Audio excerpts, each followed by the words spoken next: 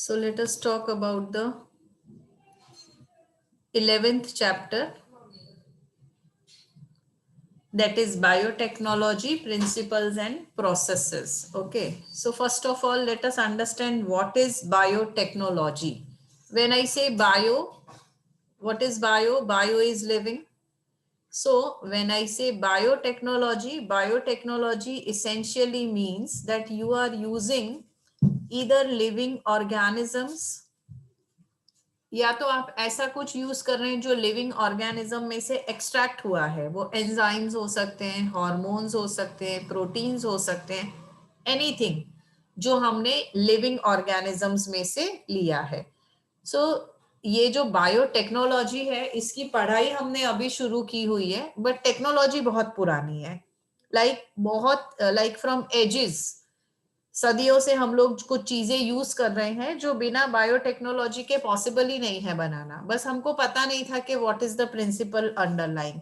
जैसे for example curd, दही तो आपकी दादी माँ की दादी माँ की दादी माँ भी बनाती थी, है ना. She might not be knowing what is lactic acid fermentation, but दही जमाना तो उनको आपसे भी ज्यादा अच्छा आता होगा. आपको पता है what is lactic acid fermentation. आप मुझे इक्वेशन भी लिख के बता दोगे, टेम्परेचर कंडीशंस भी बता दोगे, पर शायद उतना अच्छा दही नहीं जमा पाओगे जितना अच्छा आपकी दादी माँ जमाती होगी. बाय द वे, कितने लोगों को दही जमाना आता है, या कितने लोगों ने अभी तक ट्राई किया है दही जमाना? मुझे आता है. Okay, good. एकदम बढ़िया जमता है? हाँ, एकदम कभी बढ़िया सॉलिड दही जमता है? कभी कभी सॉलिड, तो कभी कभी. ओके, तो दीज आर फ्यू थिंग्स जो हम बहुत सालों से यूज कर रहे हैं. थियरी पता होना हो, प्रैक्टिकल लोगों को पता है और हमसे अच्छा पता है. Next is making bread. Of course ये तो बेकरी में होता है, हम नहीं ट्राई करते हैं, पर मेरे ख्याल से लॉकडाउन में बहुत सारे चीजों ने बहुत सारे लोगों ने बहुत सारी चीजें ट्राई की. मुझे बताओ, पिज्जा ब्रेड बनाना घर पे किसने किसने ट्राई किया था? जोर से बोलना, मैंने सुनाई. किया था. बना था? हाँ. क्या डाला था उसमें, पिज्जा ब्रेड में? Yeast. So there comes biotechnology. Pizza bread में आपने ईस्ट डाला तो एकदम सॉफ्ट सॉफ्ट बना होगा. ओके, हाँ. ये किसने ट्राई किया बनाना? आपने. हाँ, ये मैंने ट्राई किया था, but I need more practice. अच्छी नहीं बनी थी. मैंने बाद में उसको एनालाइज किया, प्रॉब्लम क्या था. सॉरिंग हो गया था मेरे वाइन का. मतलब शायद फर्मेंटेशन इतना ज्यादा हो गया कि वो वाइन की जगह विनेगर बन गया. और मैंने अराउंड 5 लीटर्स वाइन बनाने की कोशिश की थी, तो मेरे फ्रिज में अभी अराउंड 4 लीटर्स विनेगर पड़ा हुआ है, जिसका क्या करना है मुझे पता नहीं है. कोई बात नहीं, एक्सपेरिमेंटेशन इज गुड. ओके, तो ये जो सारी चीजें हैं जो हम बनाते हैं, कर्ड, ब्रेड, वाइन, कैसे बनाते हैं ये? यहाँ पे we are using microbes, microorganisms यहाँ पे हम यूज कर रहे हैं, जो दिखते नहीं है पर होते हैं, उनका एक्शन दिखता है. ओके, लेकिन हम इसको रेस्ट्रिक्टेड सेंस में यूज करते हैं. रेस्ट्रिक्टेड सेंस मतलब जैसे अगर आप दही जमाओगे तो 250 ग्राम, 1 लीटर, 2 लीटर जमा लोगे, आप 50 लीटर दही नहीं जमाओगे, है ना. पर सेम चीज जब हम लार्ज स्केल पे करते हैं, अगर मैं हर रोज का 100 लीटर्स दही जमा रही हूँ, हर रोज का 50 kgs ब्रेड बना रही हूँ, लेट अस से 100 लीटर्स वाइन ब्रू कर रही हूँ, तो ये क्या हो गया? ये लार्ज स्केल, इंडस्ट्रियल स्केल हो गया. उस वक्त I can not afford to have mistakes. तो ये भी होता है. तो बहुत सारी टेक्निक्स हम यूज करते हैं लार्ज स्केल पे चीजों को प्रोड्यूस करने के लिए, and that is why the term biotechnology. So biotechnology का मतलब क्या हो गया? ये बार को थोड़ा सा ऊपर कर देते हैं. बायोटेक्नोलॉजी का मतलब हो गया, it's a branch of biology, a very recent branch of biology which deals with the techniques where you can use living organism like the cells, for betterment. अब यहाँ पे जो एग्जाम्पल्स दिए हैं, बहुत हाई फाई एग्जाम्पल दिए हैं, जैसे production of genetically modified food, GMO होता है जेनेटिकली मॉडिफाइड ऑर्गेनिज्म, और GMF होता है जेनेटिकली मॉडिफाइड फूड। कौन से हैं जेनेटिकली मॉडिफाइड फूड? एक एग्जाम्पल दे सकते हो क्या? If you have come across. Food तो नहीं, पर कम से कम ये सुना होगा आपने। नहीं। नहीं सुना? ओके। BT कॉटन एक ऐसा कॉटन है विच इज पेस्ट रेसिस्टेंट, और वो पेस्ट रेसिस्टेंट बना क्योंकि उसको जेनेटिकली मॉडिफाई कर दिया। दूसरे जेनेटिकली मॉडिफाइड फूड्स जो मार्केट में अवेलेबल हैं, सो जेनेटिकली मॉडिफाइड फूड का मतलब फूड के जीनोम के साथ कुछ ऐसा चेंज किया है। Maybe I have introduced a gene to fortify मतलब जैसे फॉर एग्जांपल आई वांट कि मेरे जो टोमेटोज हैं उसमें आयरन कंटेंट ज्यादा होना चाहिए, तो मैंने कुछ उसमें जीन ऐसा ऐड किया कि उसका आयरन कंटेंट का एक्सप्रेशन बढ़ जाएगा। तो I can have genetically modified tomatoes, I can have genetically modified apples. Now this might be similar to hybrid, okay? जहां पे मैंने हाइब्रिड में भी हम क्या करते हैं, नए जीन्स इंट्रोड्यूस करते हैं। जैसे मैंने आपको बताया था जामुन और मैंगो, ये दोनों को हमने हाइब्रिड करके, हाइब्रिडाइज करके क्या बनाया, पर्पल मैंगोज बनाए। और ये मैंगोज इसलिए बनाए कि जिनको डायबिटीज है वो इसको कंज्यूम कर सके। जनरली डायबिटिक्स मैंगोज नहीं खा सकते हैं क्योंकि उसका शुगर कंटेंट ज्यादा होता है, पर जामुन में कुछ है जो शुगर कंट्रोल को कंट्रोल करता है, शुगर कंटेंट को कंट्रोल करता है। Anyway, so that is regarding genetically modified food. What is in vitro fertilization? ये तो हमने पढ़ा है रिप्रोडक्शन वाले यूनिट में। So who will tell me what is in vitro fertilization? या तो टेस्ट ट्यूब बेबी बताइए। I won't say it, you only have to say. चलो Kuldeep, what is test tube baby और इन विट्रो फर्टिलाइजेशन, IVF? जब एक test tube के अंदर sperms और ovule. Okay, so what you basically do is, आपने एक पेट्री डिश लिया और फीमेल में से आपने एग एक्सट्रैक्ट कर लिया, मेल में से सीमन कलेक्ट किया, उसको वॉश किया, उसको प्रोसेस किया और उसमें से स्पर्म्स कलेक्ट कर लिए।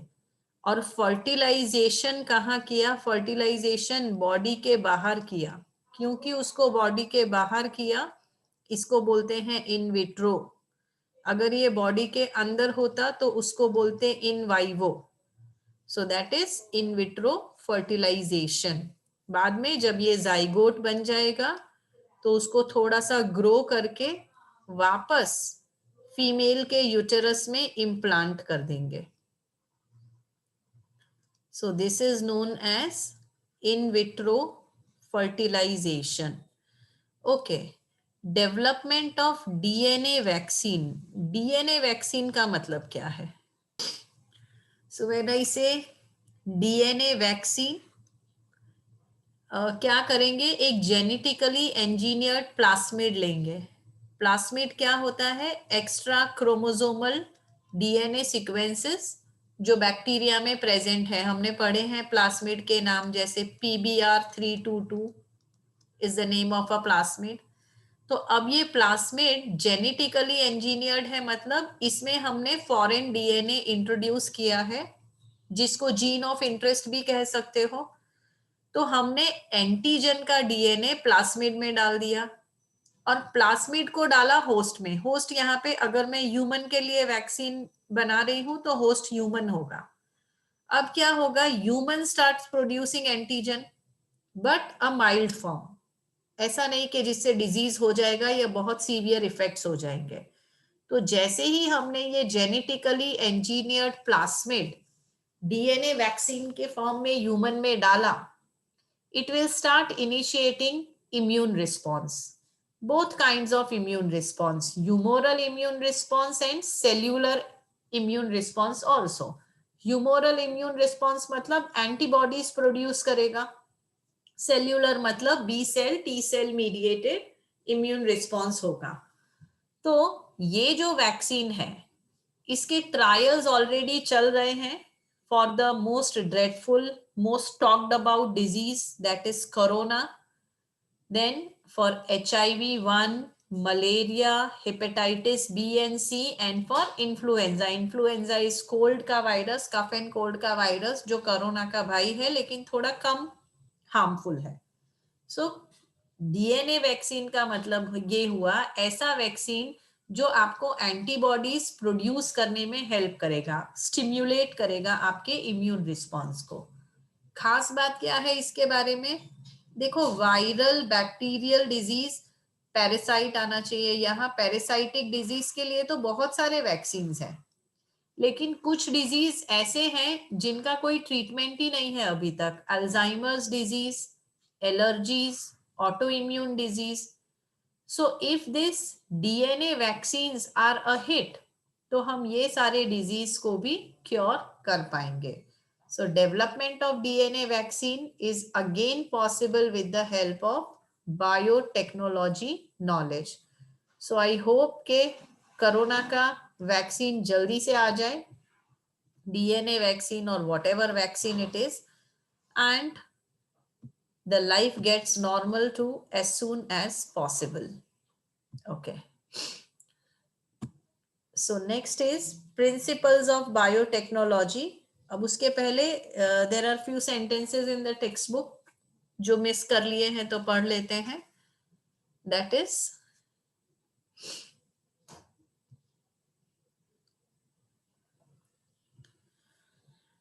so there is something known as EFB, European Federation of Biology, जिसने बायोटेक्नोलॉजी का डेफिनेशन दिया है. सो ऐसा डेफिनेशन दिया है कि इट इज बोथ, मतलब it encompasses, it includes traditional as well as modern biotechnology. Traditional biotechnology क्या हो जाएगा, जो सदियों से यूज होता जा रहा है, आपकी दादी माँ या आपके फोरफादर्स यूज कर रहे थे वाइन बनाने के लिए, कर्ड बनाने के लिए, अचार बनाने के लिए.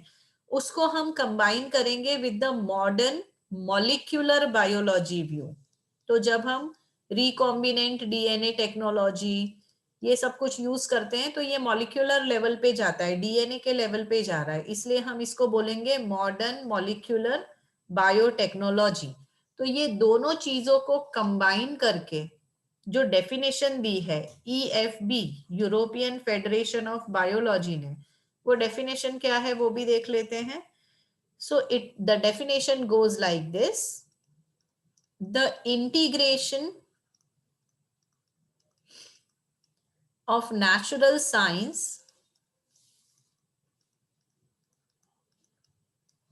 and organisms cell. Natural science, organisms, cells, parts thereof,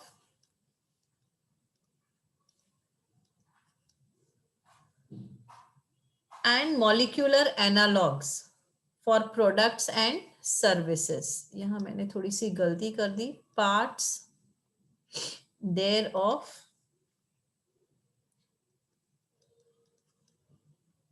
and molecular analogues for products and services. Let us understand this, break it up and understand products and services. So what does this essentially mean? हम अपना सारा knowledge को integrate करेंगे. किस किस का knowledge? Natural science का. जैसे फर्मेंटेशन नेचुरल साइंस है, उसमें हमने कुछ तोप नहीं मारा, वो तो पहले से था ही, ईस्ट पहले से ही कर रहा था. आपको पता था या नहीं था कि ईस्ट एग्जिस्ट करता है या नहीं, पर फर्मेंटेशन पहले से हो रहा था. सो सारा नॉलेज इकट्ठा करेंगे. कौन सा? नेचुरल साइंस का, ऑर्गेनिजम्स का, ऑर्गेनिजम्स जो सेल्स के बने हैं वो सेल्स का, उनके पार्ट्स का, maybe not necessarily you are not using the entire cell, you are using only a part of the cell or only a protein of a cell, or let us even say molecular analogs. molecular analogs मतलब हो सकता है कि मैंने, जैसे lactose है, ठीक है, लैक्टोज है जो लैक ऑपेरॉन सिस्टम को स्विच ऑन करता है, तो हो सकता है कि मैंने लैक्टोज भी नहीं यूज किया, मैंने ऐसा कुछ यूज किया जिसका फंक्शनल ग्रुप लैक्टोज से सिमिलर है, तो उसको मैं बोलूंगी मॉलिक्यूलर एनालॉग, मतलब उसका मॉलिक्यूलर स्ट्रक्चर उसी के जैसा है। जैसे इंसुलिन है तो पूरा का पूरा इंसुलिन नहीं यूज किया, पर इंसुलिन जैसा कुछ, तो वो हो गया मॉलिक्यूलर एनालॉग ऑफ इंसुलिन।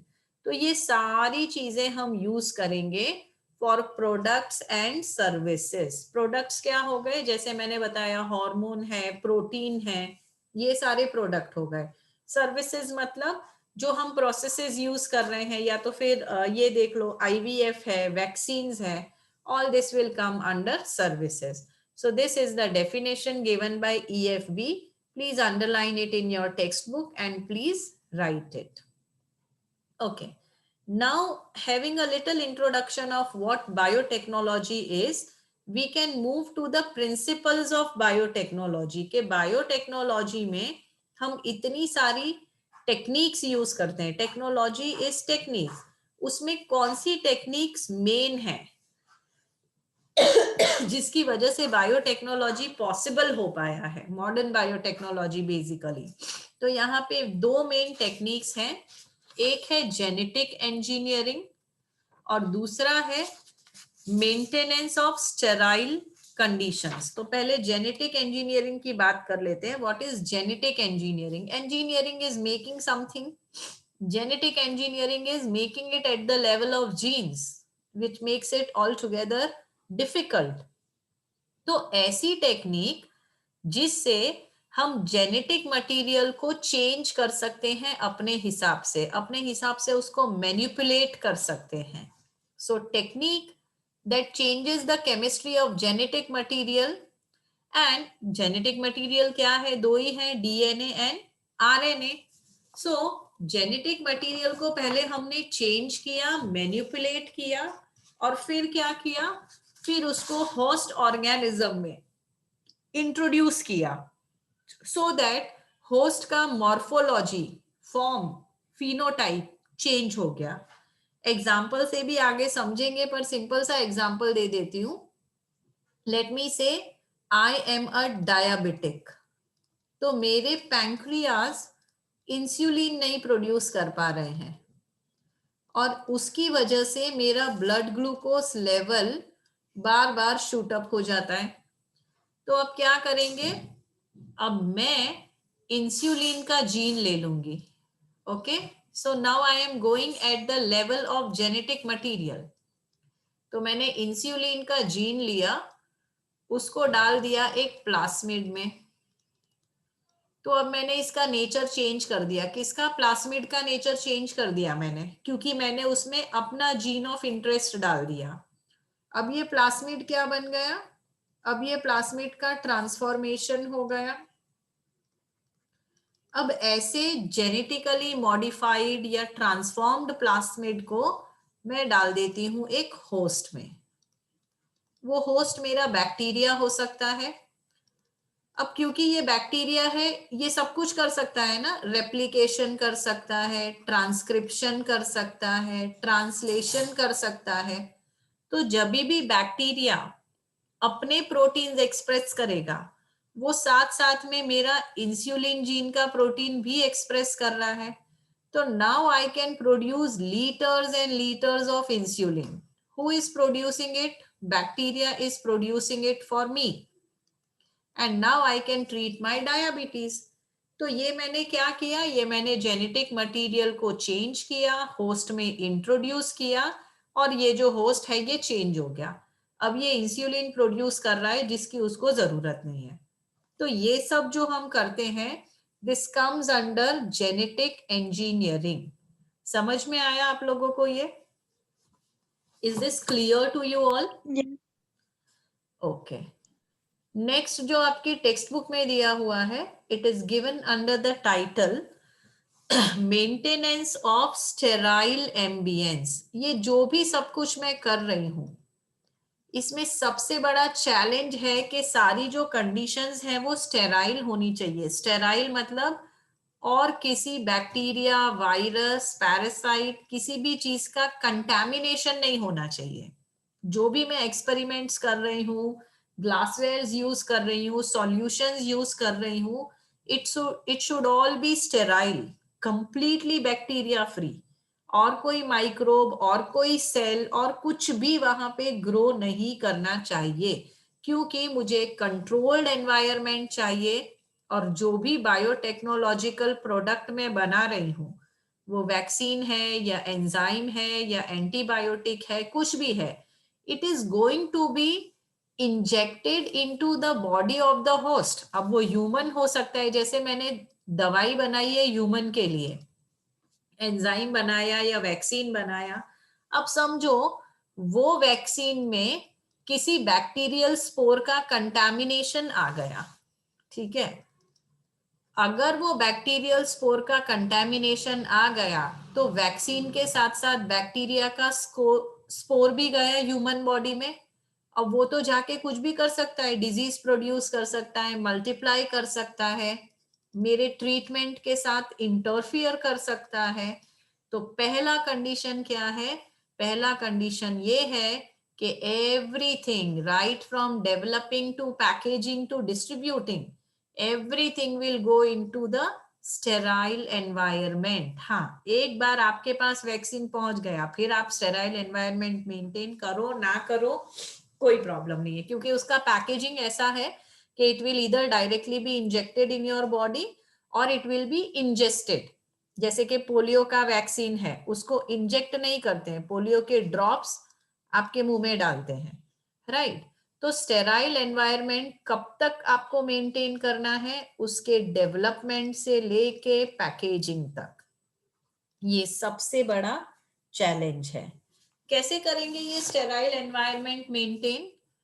तो जब आप लोग बायोकेमिस्ट्री, बायोटेक्नोलॉजी, माइक्रोबायोलॉजी ऐसा कुछ ऑप्ट करोगे तो आप देखोगे कि हम सारी चीजें ऑटोक्लेव्ड यूज करते हैं। ऑटोक्लेव एक मशीन होता है जो प्रेशर कुकर के जैसा होता है, जिसके अंदर सारे स्पर्म्स मर जाते हैं। Let me show you how it looks. Okay, यहाँ पे देखेंगे कि एसेप्टिक कंडीशंस कैसे मेंटेन करते हैं। So let us see this video, it will give you an idea. Hi, I'm Megan, a scientist at Addgene. Aseptic technique is a critical skill for success in numerous fields, including microbiology, molecular biology, or cell biology. In this instructional video, we're going to provide an overview of some of the key strategies of aseptic technique. These include personal protective equipment, setting up a clean workspace, and maintaining. So what she said is कि जब तक आपको aseptic condition maintain करना नहीं आता है, ये skill सबसे पहले सीखना पड़ेगा, तब जाके कोई भी रिसर्च होगा, molecular biology, biochemistry, microbiology, whatever. So the first skill that you need to learn is learning how to maintain a sterile environment. Maintaining sterility while working. Before beginning any experiment, make sure that you're wearing the appropriate personal protective equipment, including a lab coat, gloves, and if necessary, safety glasses. As we mentioned during our protocol on getting started with tissue culture, body flora can be a common cause of contamination. पीछे जो दिखाए थे वो micro pipettes थे। चलो, anyways, I'll continue the And video. reagents. To reduce the risk of contaminating your samples with body flora, ensure that your arms and wrists are covered by a cuffed lab coat or disposable arm cuffs. So you yourself can be the carrier of so many germs.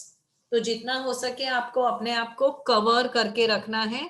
और जो भी पहना है, lab coat पहना, gloves पहने, gloves disposable होते हैं, lab coat is autoclaved, so you will ensure that you are not carrying any germ inside the lab. While gloves are meant to protect users from the इसके हाथ में जो है उसको एपेंडॉफ बोलते हैं। ये जो ट्यूब्स हैं इनको एपेंडॉफ ट्यूब्स बोलते हैं। जो ये यूज कर रही है उसको माइक्रो पाइपेट बोलते हैं।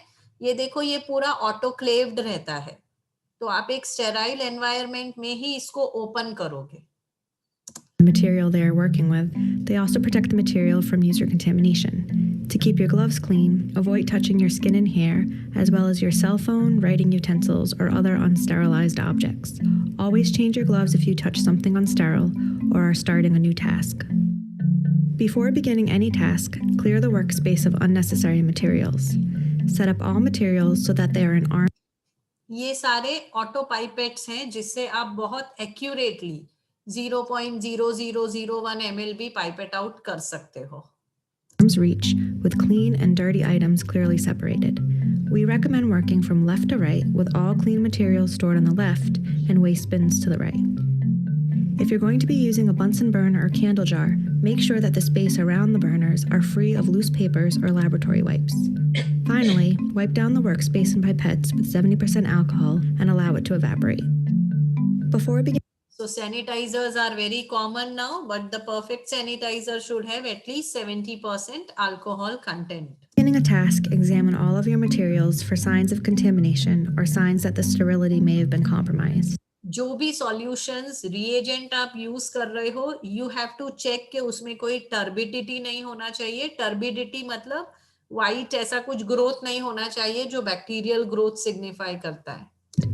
Check all autoclaved items to ensure that the indicator tape has These are autoclaved item. Autoclave मतलब एक बड़ा सा प्रेशर कुकर के जैसा होता है, तो उसके अंदर इतना ज्यादा high pressure and high temperature होता है कि जो बैक्टीरिया है वो तो मर ही जाएंगे, उसके कुछ स्पोर्स हैं, कुछ भी है, एग्स हैं, everything will be destroyed. So everything that you are using, glasswares है, टिप्स है, माइक्रो पाइपेट का टिप्स है, एपेंडॉफ्स है, everything will be autoclaved.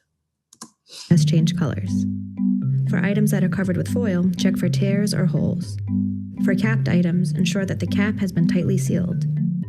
When working with agar dishes, examine the dishes for signs of microbial growth. वो जो अभी दिखाया था वो आगर आगर करके एक मीडियम होता है जो पेट्री डिश में आपने पोर कर दिया, जेल बन गया, उसके ऊपर आप बैक्टीरियल कॉलोनीज ग्रो करोगे. बट यू विल एंश्योर कि आप जो ग्रो कर रहे हो वही ग्रो होना चाहिए. It should not be contaminated by any other bacterial sample. Foil is often used as a cover for bottles and beakers. Before beginning your work, gently loosen the edges of the foil so that it is easier to remove. When ready, gently lift the foil with one hand and keep it upright to prevent contamination of the sterile side. While working, keep the foil in your hand rather than putting it down on the lab bench. Work quickly so that the beaker does not sit uncovered for an extended period of time. When working in the lab with sterile liquids in glass bottles, gently loosen the cap before starting. Using one hand, remove the cap from the bottle. To prevent the sterile side of the cap from becoming contaminated, do not put the cap on the lab bench. Instead, hold it in your hand upright as you work. While holding the bottle at an angle, gently pass the neck of the bottle through the flame. Before recapping, pass the neck of the bottle through the flame a second time. If you're going to use the bottle again, you can leave the cap loosely sitting on the top of the bottle. Once you are finished, however, be sure to cap the bottle tightly. Metal objects such as forceps and spreaders are used and reused frequently in the lab. While these items can be sterilized in an autoclave, ये जो machine आपको दिख रहा है ये autoclave machine है. It's like an oven. यहाँ पे अगर आप देखेंगे वो आपको टेम्परेचर, प्रेशर, ये सारी चीजें दिखाएगा. So whatever you need to sterilize, आपका लैब कोट है, ग्लासवेयर्स है, everything can be sterilized in this autoclave machine. it is often more convenient to disinfect with alcohol in a burner. To sterilize, dip the portion of the instrument that will be used for the procedure in 70% alcohol. Be extremely careful not to disperse the alcohol onto the handle or anywhere near the area that you will touch. Pass the alcohol-dipped portion of the instrument through the flame of the burner to ignite and then allow the alcohol to burn off. Once the alcohol has burnt off, the instrument is sterile, but be careful, it will be extremely hot. If you're going to use the instrument on a live culture such as bacteria, touch the hot tip to the inside of a sterile tube or the surface of an uninoculated culture to cool before contacting the specimen. Agar dishes are used in the lab to culture bacteria such as E. coli. To reduce the risk of body flora contamination when working with agar plates, do not fully remove the lid of the agar dish. Instead, hold the lid at a 75 to 90 degree angle toward you and inoculate from behind. The lid will form an additional barrier. Inoculate का मतलब होता है she is introducing some bacteria, तो वो bacteria introduce करने के बाद इसको वापस कवर करके सूटेबल टेम्परेचर पे ग्रो होने के लिए रखेंगे, बट आपको उसका लिड टेबल पे नहीं रखना है। देखो कैसे इनोक्यूलेट कर रहे हैं। Barrier against unwanted contamination. Thank you for watching Agene's aseptic technique. There is one more thing that I want to show you, and that is laminar hood. This equipment is known as laminar hood, also known as laminar flow cabinet laminar flow cabinet है ये, generally molecular biology और biochemistry labs में रहता है। or tissue culture hood. This equipment provides sterile conditions to work on biological sample and prevent their contamination. The hood is an enclosed bench made up of stainless steel and has two configurations, vertical laminar hood and horizontal laminar hood. This is a horizontal laminar hood. It consists of a HEPA filter, that is high efficiency particulate air filter, which filters the incoming air and blows it in a smooth laminar flow. So this is the filter which will not allow any contaminated particle to come in the laminar hood. The hood is provided with 3 switches. The first switch provides a constant flow of clean air to the working area, which prevents the entry of air from outside. Second switch is used to switch on the light present within the hood.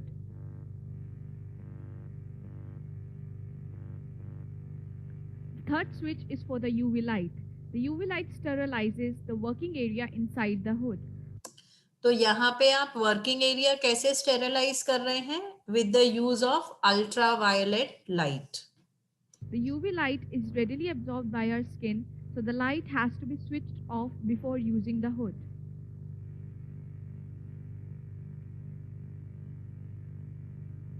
How to handle the equipment? First, the airflow is switched on, followed by switching on light, and the lid of the hood is opened. Once the work is done, the airflow and light is switched off and the hood is then closed.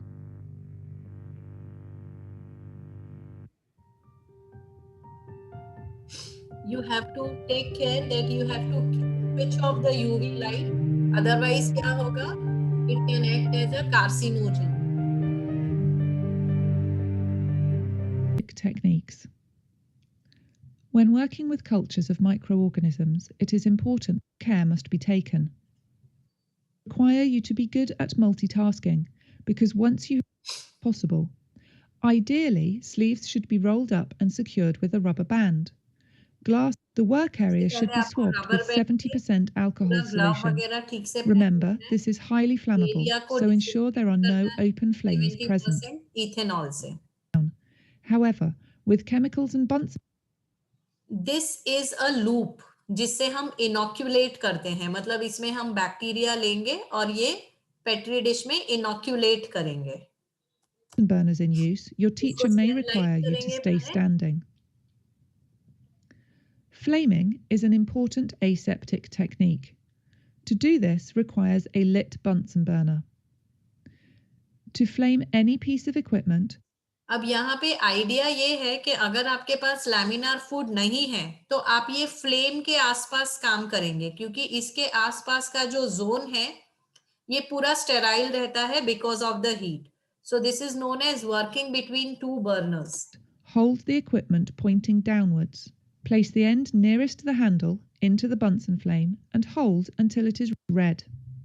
Allow the flamed piece of equipment to cool for a few seconds in air. तो इसको Then sterilize repeat the किया, flaming. Do not put flamed equipment down. नहीं रखना है उसको. Keep hold of the equipment close to the Bunsen flame, as updrafts from the heat of the flame.